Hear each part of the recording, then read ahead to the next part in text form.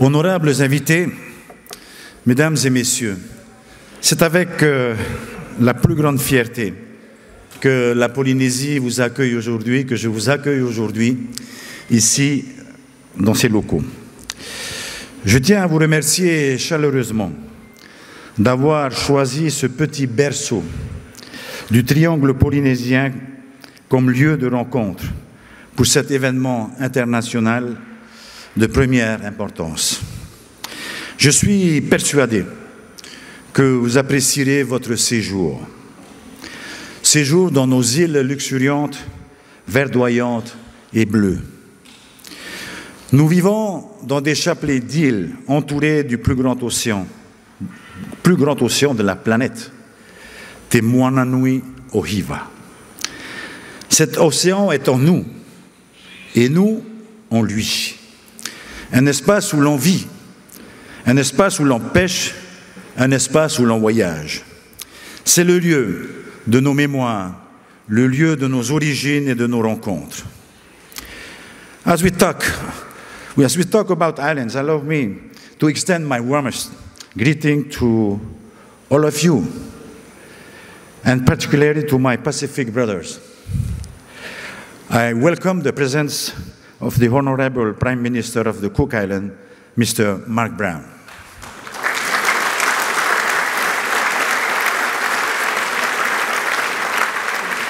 And my good friend from Suva, the Secretary General of Island Forum PIF, Honorable Mr. Henry Puna.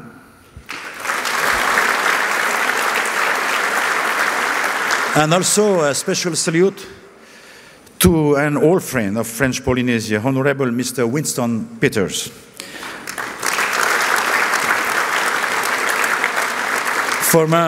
Former Deputy Prime Minister of Aotearoa, New Zealand. And last but not least, our renowned Pacific Master Navigator, who has revived the art of traditional navigation, Honorable Mr. Nainoa Thompson.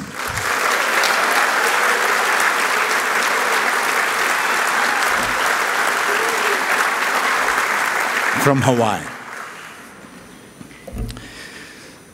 Les différents groupes de travail du GIEC ont révélé des prévisions pessimistes et que nos habitants des îles sont les plus vulnérables face au changement climatique.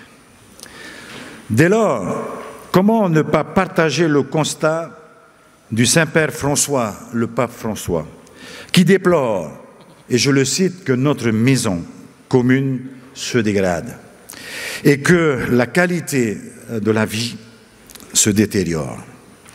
Notre survie est aujourd'hui clairement menacée. Pour faire face aux effets du changement climatique, nos populations pensent que les dirigeants parlent beaucoup et agissent trop peu. J'en fais partie de cela. À cet égard, la Polynésie, peuple du grand continent océanique, réaffirme le bien fondé de sa stratégie en matière de protection et de gestion durable de ses espaces et de ses espèces. Inspiré de nos savoir-faire traditionnels, notre peuple part du principe fort que l'humain fait partie de l'univers, au même titre qu'une plante, une vague, un oiseau ou un poisson. Chaque élément y tient sa place, liés les uns aux autres, tout simplement. Dans cette vision, Whenua, notre terre, ne peut pas être séparée de Moana, notre océan, et vice-versa. Ce qui se passe sur la terre va avoir des conséquences sur la mer, et ce que l'on ressent sur la mer va arriver sur la terre. Depuis 1996, nous avons banni la pêche industrielle destructrice causée par les flottilles de pêche étrangères et nous avons interdit toute autre technique que celle de la pêche à l'hameçon dans notre zone économique.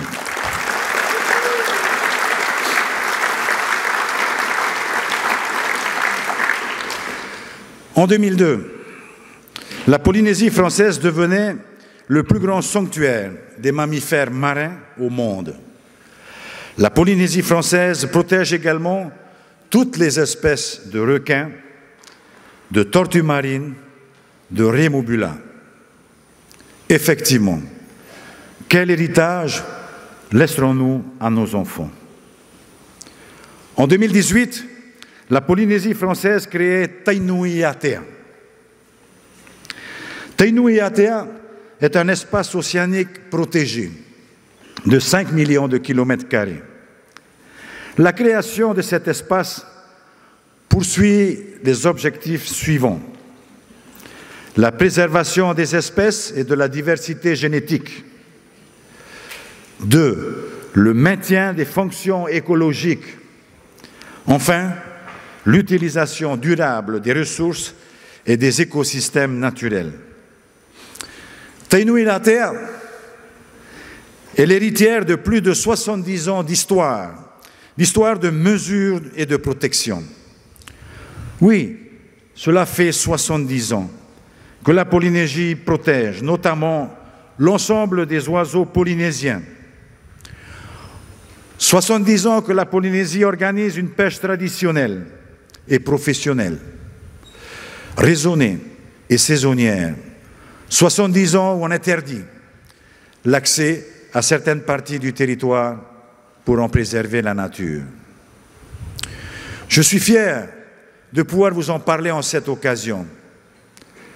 La protection et la gestion durable de notre océan sont ancrées dans nos traditions et dans nos valeurs. C'est notre contribution pour la transmission de tout ce patrimoine à nos enfants.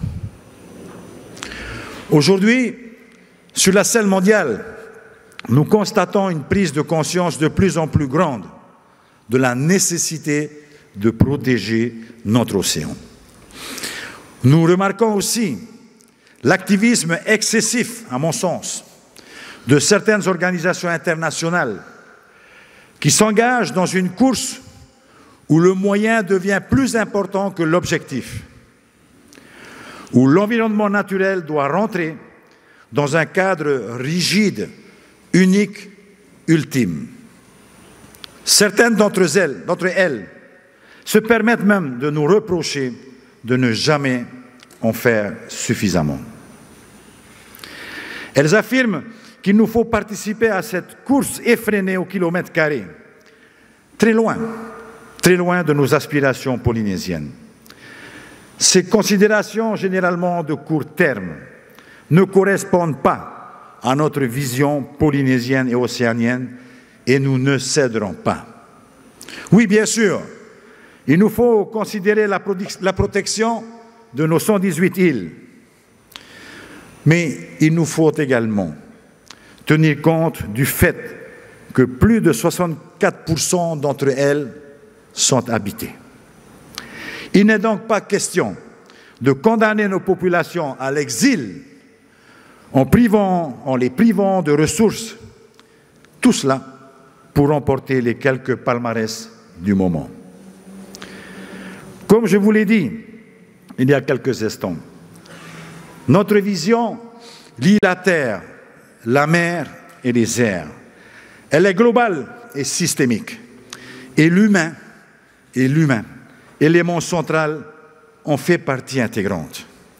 Il nous appartient de tout mettre en œuvre pour vivre en harmonie avec le monde qui nous entoure à notre juste place. Nous avons été capables de prendre des engagements forts portant sur une superficie océanique de plus d'1 million de kilomètres carrés à l'occasion du One Ocean Summit qui s'est tenu à Brest en février dernier. Ces engagements sont le fruit de nos convictions, sont le fruit de notre stratégie politique de protection et de gestion des espaces et des espèces que nous voulons inscrire dans la durée.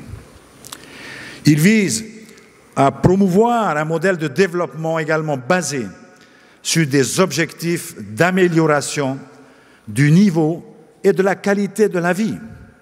de réappropriation des concepts et de savoir-faire traditionnels et de création, in fine, d'une solidarité entre les générations et les peuples.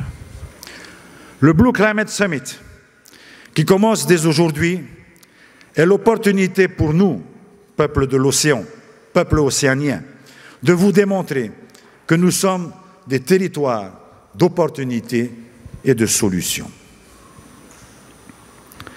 Leader dans la lutte contre le changement climatique mondial, et à l'occasion de ce sommet important, je vous invite donc à nous rencontrer, à nous écouter et surtout à nous entendre. O te miti neira, te marae moaro. E te hanahana o te ieneo, e wahi hanohano, e wahi raa, e whaatupura manawa hira hira. La mer est le marais, notre marais, l'ultime sanctuaire et la splendeur du monde.